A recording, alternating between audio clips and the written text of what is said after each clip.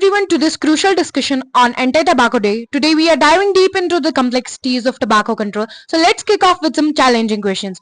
Taba, I would like to ask you, in what ways do the bioactive compounds in the tobacco interact with human physiology to induce addiction and dependency? The bioactive compounds in tobacco, notably nicotine, act on the brain's reward pathways, leading to the release of neurotransmitters such as dopamine. This creates a pleasurable sensation, reinforcing the behavior and leading to addiction and Moving on to Rian, could you elaborate on intricate mechanism through which tobacco-related carcinogens initiate and promote tumorigenesis?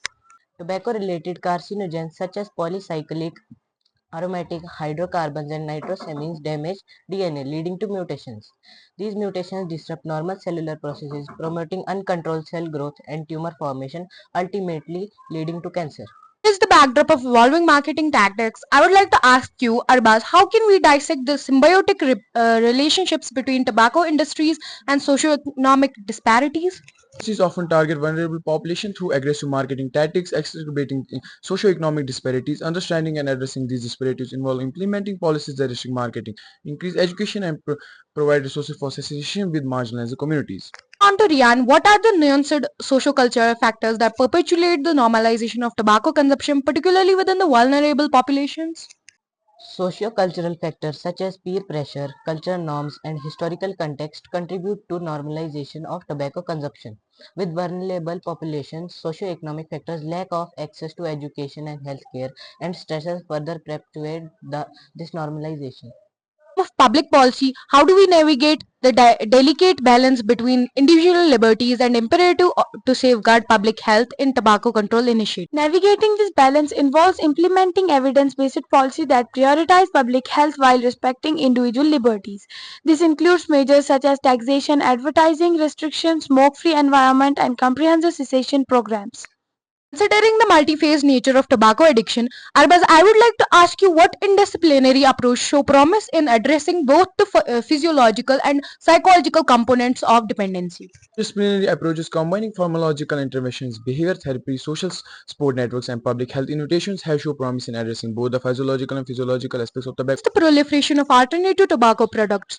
Taiba, would you please tell me what strategies can we apply to effectively regulate emerging trends and prevent their normalization among youth? Regulation of alternate tobacco product involves comprehensive policies that restrict advertising, flavoring, and access, as well as implementing public education campaigns to counter marketing efforts targeting the youth.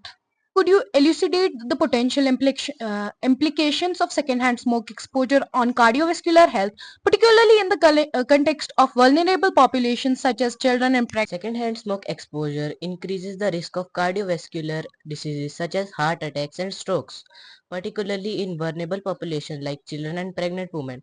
Children exposed to secondhand smoke are at higher risk of respiratory infection, asthma, and sudden infant death syndrome, while exposure during pregnancy can lead Pursuit of fostering tobacco-free environment.